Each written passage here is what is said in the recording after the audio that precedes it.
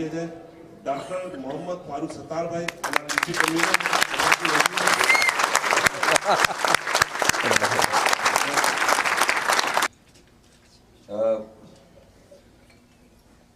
Jet lag से तो आप सब वाकिफ हैं और मुझे इस वक्त भी ये लग रहा है कि हम जैसे एक फ्लाइट में ही बैठे हुए हैं। और मैं ये कहूं कि आप जो पॉलिसी मुझे देंगे मैं उस पॉलिसी के तहत बात करूंगा। एक पॉलिसी टेलीनॉर की पॉलिसी है कि बात की जाए बातों शातों में, टॉक शॉक का आपने सुना। और एक पॉलिसी होती है जोंग की, सब कह दे। तो आप मुझे ये चूज करके बताएं कि आज सब कह दो की पॉलिसी है या लगी लिपटी बात की जाए जोंग की पॉलिसी है। चलें, खुल के बोले। तो फिर welcome on board, fasten your seat belts. The flight is going to be very turbulent. बड़े झटके आएंगे और क्योंकि सिर्फ गॉड मेड डिजास्टर ही की बात नहीं है हमारे यहाँ, उससे कई गुना ज्यादा मैन मेड डिजास्टर्स हमारे यहाँ होती है। हाँ, और हंगामी हालात में बाहर निकलने के रास्ते कौन से, उन पर सबकी नजर जरूर होनी चाहिए। और अगर फ्लाइट पर हमारी रूलिंग इलीट का कब्जा हो जैसे मुल्क पर है, तो इस बात का भी खदशा है कि in case of loss of cabin pressure the oxygen mask will automatically fall in front of you. Pull it before your nose and mouth and breathe normally. What about parachutes? और बराबर में जो लोग बैठे हुए हैं उनका मास्क भी हो सके तो अपने ही मुंह पे आप लगाएं।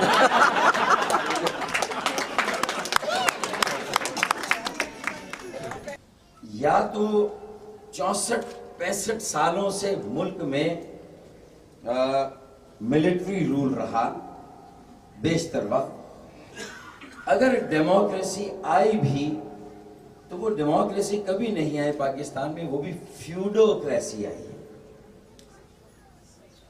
Non participatory, non functional, selective democracy, where only money rich big feudal capitalist and only tribal leaders could have contested elections and made it to the assemblies and elected forums. में जो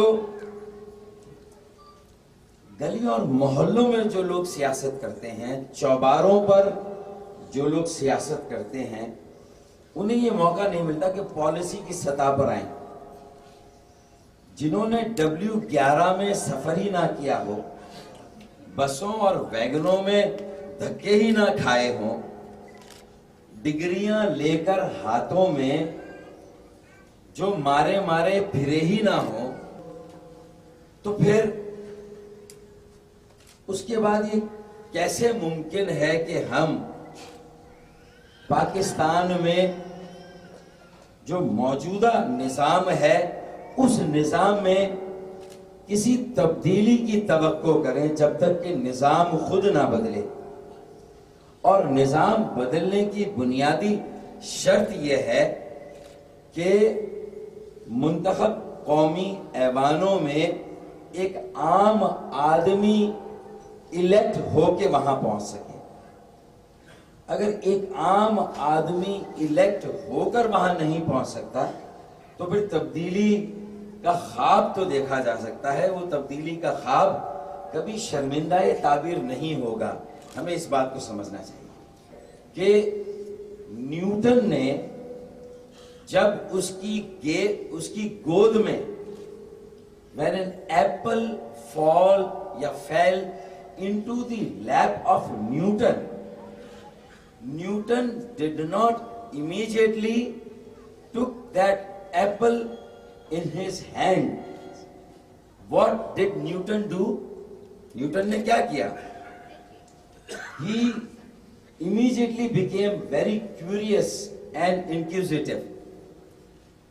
उसने सोच विचार से काम लिया, उसने गौर व फिक्र किया कि ये सेब दरख्त से नीचे मेरी गोद में क्यों गिरा है, ये दरख्त से निकलकर और ऊपर की तरफ क्यों नहीं गया.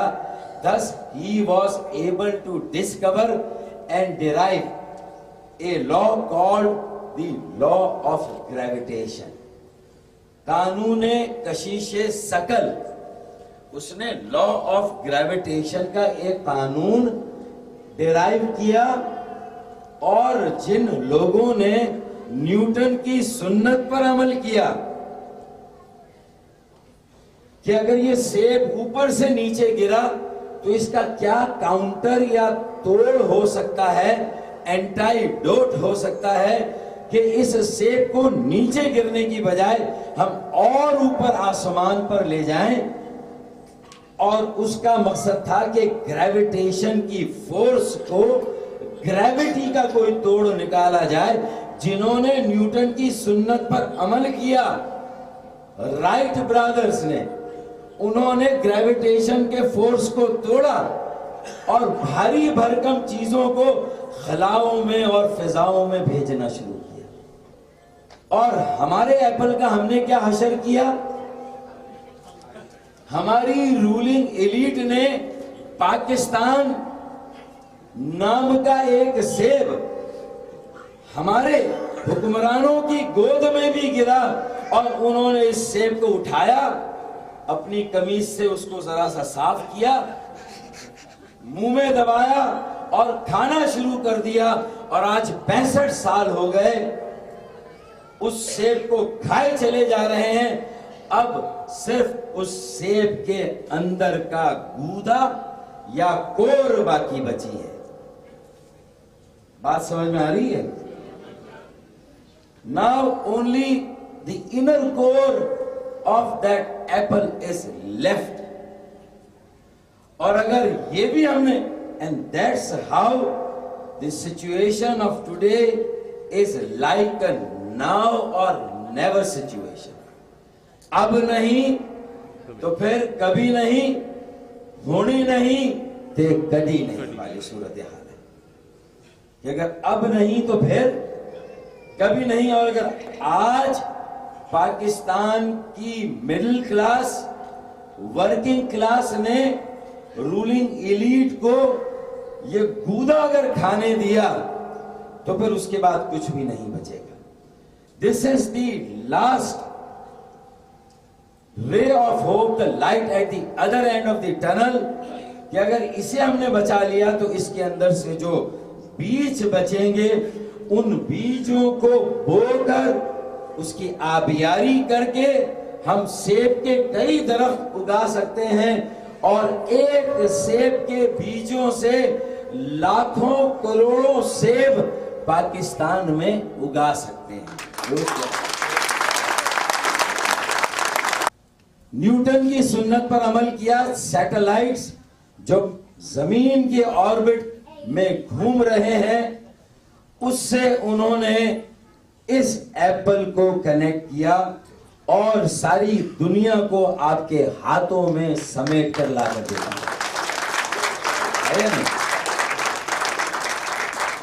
ये न्यूटन से कहानी शुरू हुई और स्टीव जॉब पर आकर ये कहानी खत्म हुई. ये बॉब होप पर आकर ये कहानी खत्म हुई. ये जॉनी कैश पर आकर कहानी खत्म हुई.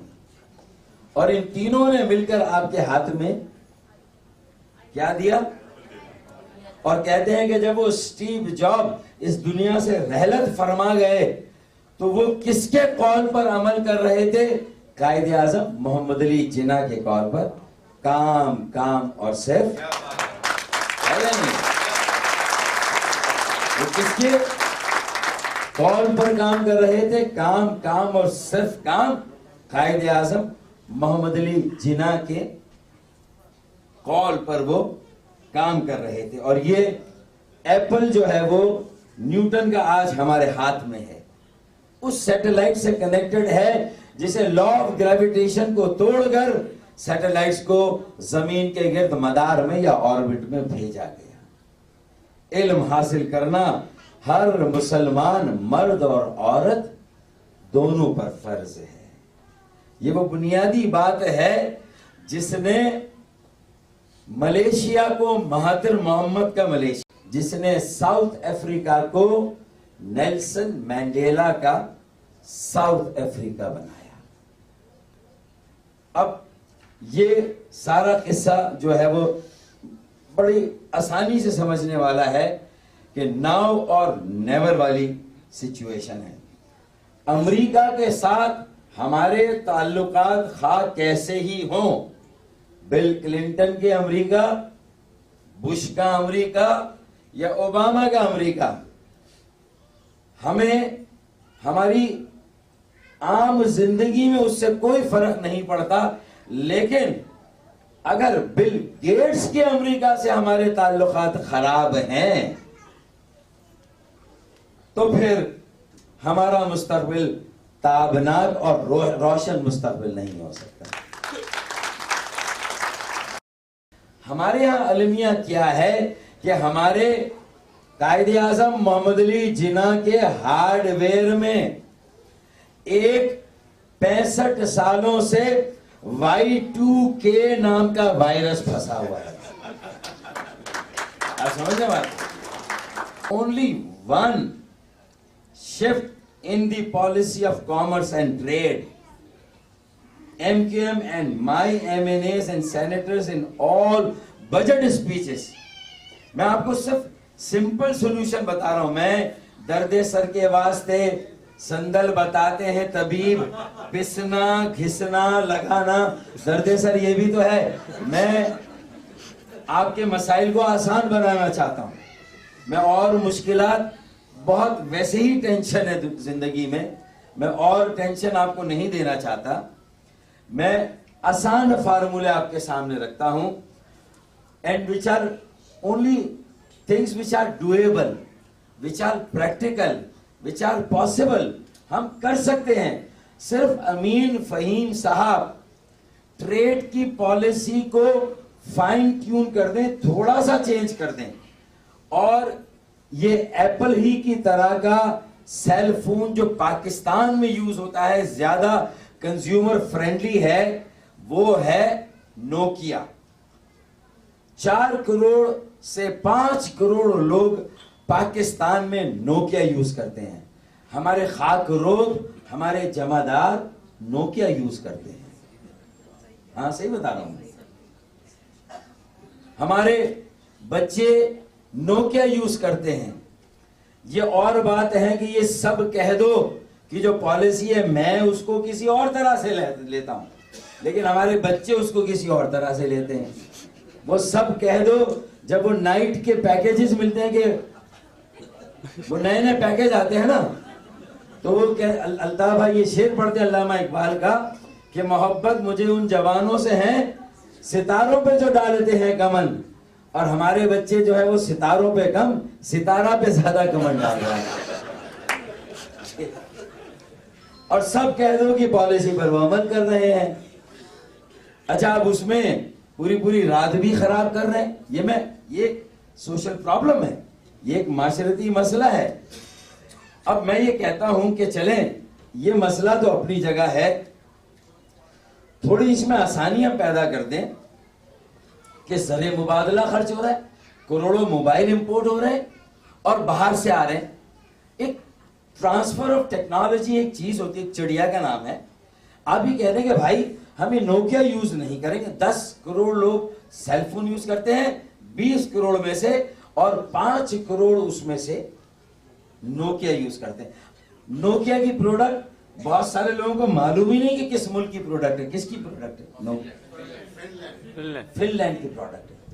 अब फिनलैंड की आबादी लियाकताबाद और औरंगी की आबादी को आप मिला लें, बस ये फिनलैंड है। सिर्फ इतना सा फिनलैंड है। मुगलपुरा, बागबानपुरा, और भाटी गेट, लाहौरी गेट लाहौर, ये 4 इलाके मिला ले तो फिनलैंड बन जाता है, इतना सा फिनलैंड। और हमारे इन इलाकों के बच्चों का IQ, मैं गारंटी के साथ कह सकता हूं कि फिनलैंड के बच्चों, नौजवानों के IQ से लाख दर्जे आगे, मगर उनको ये टाइम तो मिले कि सितारों पे गमन डालनी है। भाई सितारा पे नहीं डालनी, उन्हें ये मौका तो मिले माइक्रो फाइनेंस के जरिए से, छोटे कर्जों के जादू के जरिए से 70 लाख औरतें, माएं, बहनें बांग्लादेश की आज एम्पावर हो गई हैं economically. Now they are contributing for earning foreign exchange for Bangladesh. पर्दा हमारे नाम से उठा और आंख लड़ाई बंगालियों ने, पर्दा हमारे नाम से उठा और आंख लड़ाई अरबियों ने, पर्दा हमारे नाम से उठा और आंख लड़ाई इंडियंस ने। कीमती पत्थर हमारा है, तराशते खराशते इंडियंस है, साउथ अफ्रीका की मार्केट में फेंकते हैं। हमारा 50 करोड़ का 1 अरब डॉलर का पत्थर है, वो 4 अरब डॉलर उसी पत्थर पर कमाते हैं। 1 अरब डॉलर का रॉ कॉटन, खाम कॉटन हमारी है। फिनिश्ड प्रोड्यूस और फिनिश्ड गुड्स, बेहतरीन गारमेंट्स, वैल्यू एडिशन बांग्लादेश का है। इसी तरीके से मेहमान डेवलपर हमारा है, इमारतें दुबई में खड़ी हो रही हैं, रियल एस्टेट वहां जो है वो ऊपर जाता है। ये मिसालें मैं इसलिए यहां पर दे रहा हूं ताकि हमको अंदाजा हो कि ये जो Y2K ने जो हमारा सत्यानाश किया, और ये हमारा Y2 है क्या? ये फ्यूडल माइंडसेट है, ये ट्राइबल माइंडसेट है, ये इंपीरियलिस्टिक माइंडसेट है, ये कैपिटलिस्टिक माइंडसेट है कि जहां पर वो ऑक्सीजन है तो उसके भी सारे मास्क मैं अपने मुंह पर रख लूं, किसी और को जिंदा रहने का हक भी ना। ये हमारी रूलिंग एलीट है, ये हमारी डेमोक्रेसी है, ये हमारी फ्यूडोक्रेसी है, ये हमारा निजाम है।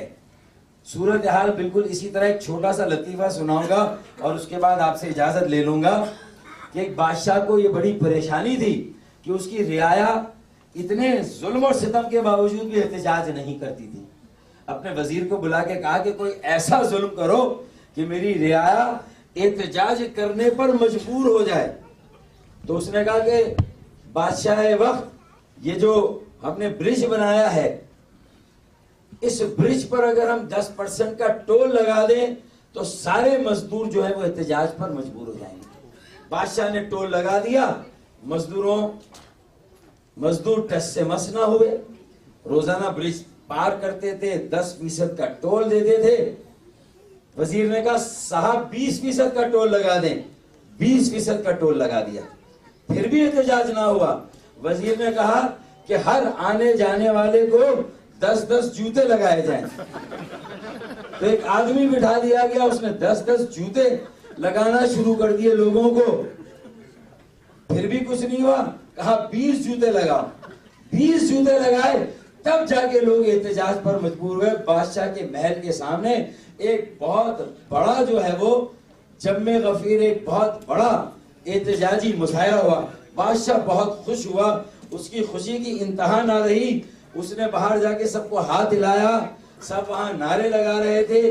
बादशाह ने वफ्द को अंदर बुलाया और पूछा कि मुझे आज बहुत खुशी हुई है कि आपने एहतजाज किया, और कहा कि क्या मुतालबात हैं आपके?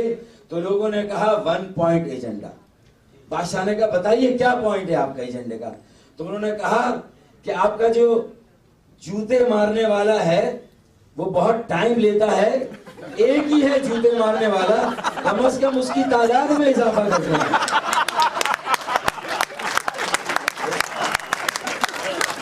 क्या बात, बहुत खूब, बहुत खूब। एक फ्यूडल माइंडसेट है और एक सप्रेस्ड माइंडसेट है। वो सप्रेस्ड माइंडसेट का ये आलम है उस बेचारे का कि इतना साइकोलॉजिकल बैरियर, नफ्सियाती हिजाब है कि वो उससे बाहर ही नहीं निकलता कि अल्लाह पे भरोसा करूं, अपने कायद या कायदीन पे भरोसा करूं, अपनी जात पे भरोसा करूं। अब पैगंबर और मसीहा आसमान से उतरने वाले नहीं हैं। अपने हाथों में शम्मे अपने हाथों में लिए शम में यकी आएंगे, अपने हाथों में लिए शम में यकी आएंगे। अब पैगंबर नहीं आएंगे, हम ही आएंगे, ये भरोसा ही नहीं है।